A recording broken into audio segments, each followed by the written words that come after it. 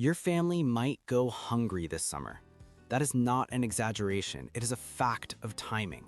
The window for true food security is closing, and you have about 3 weeks to act.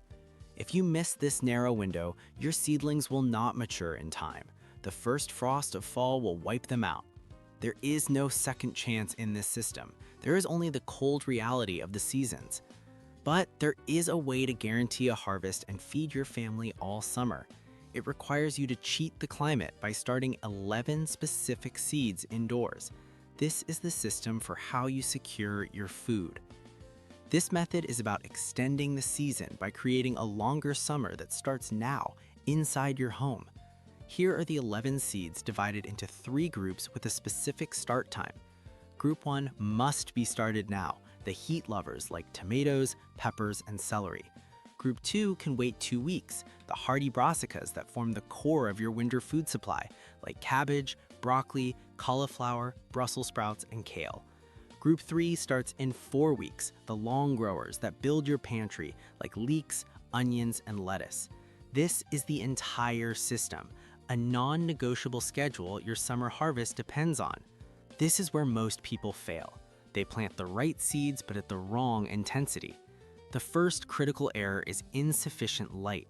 The first 10 days are the most important. Without intense light, seedlings stretch, becoming pale and weak. A leggy seedling is a dead seedling. It will never recover and will snap at the first sign of wind. The second error is excess heat. Too much heat forces top growth, but the roots do not keep up. You get a tall, flimsy plant with a weak foundation that cannot absorb nutrients or withstand transplant shock. The third error is transplanting too early. Impatience is the biggest killer. A single night of unexpected cold is all it takes to stunt the plant permanently. It may survive, but it will never thrive. Your harvest is crippled before it even begins. There are 3 things in this system you cannot negotiate with. The first is timing. Nature does not wait. The window for each seed group is absolute. Starting 2 weeks late is not an option. It is a guarantee of failure.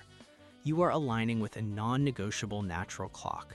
The second is light. Light is not a suggestion, it is food. Weak light creates weak plants. Your seedlings need a constant, intense source of light from the moment they sprout. The third is root space. A plant's strength comes from its roots. A crowded pot creates a tangled, stressed root ball. Give each seedling enough space from the beginning. These are not tips, they are the laws of this system. Starting seeds indoors is how you fight the calendar. In cold climates, you cannot grow tomatoes or peppers otherwise. The summer is simply too short. Starting indoors gives you control over the environment. You create a perfect nursery where your plants build strength before they face the real world. This is a fundamental principle of self-sufficiency. You do not wait for perfect conditions, you create them. This gives your plants the head start that guarantees a harvest. Let's start with the first group, the heat lovers. Tomatoes, peppers, and celery are the foundation of summer eating. They need a long, warm season, which you will create for them. They require a minimum of 8 to 10 weeks indoors, with celery needing closer to 12. This is why you must start them now. They cannot tolerate any frost, and the soil must be at least 60 degrees Fahrenheit a transplant. You will start these seeds in a warm house, on a kitchen windowsill, or in a small greenhouse. Use seed boxes or small pots to provide the consistent warmth that triggers germination. You are creating an artificial spring, a pocket of warmth and life. This is the critical step. Let's stop for a second. This sounds simple, and that is the trap. The process itself is easy, but precision is everything. Use a light, sterile seed starting mix, not heavy garden soil. Moisten the soil before planting the seeds to a depth of about twice their diameter. Once the seeds sprout, they need at least 12 hours of intense light a day. A sunny window might not be enough. A grow light is a better guarantee. Without enough light, your seedlings will become weak and spindly, a common failure point. Provide warmth for germination, then intense light for growth. That is the secret to strong seedlings. 2 weeks have passed. It is time for Group 2, the brassicas. This family of plants is essential, the workhorses of the self-sufficient garden. Cabbage, broccoli, cauliflower, Brussels sprouts, and kale will feed you in late summer and deep into the winter. They are hardy and can tolerate a light frost, but they still need a 6 to 8 week head start indoors. This allows them to build a strong root system. You can sow these seeds in a dedicated seed bed or in flats. A seed bed is a small, protected area of the garden where you raise seedlings before moving them to their final position. This is a very efficient use of space. John Seymour called it the breakfast, lunch, and dinner method. The seed starting mix is breakfast, a holding bed is lunch, and the final garden bed is dinner. Each step provides more nutrition and builds a stronger plant. Now for the final group, the long growers, leeks, onions, and lettuce. You will start these in another 2 weeks. Leeks and onions need 8 to 10 weeks before you transplant them.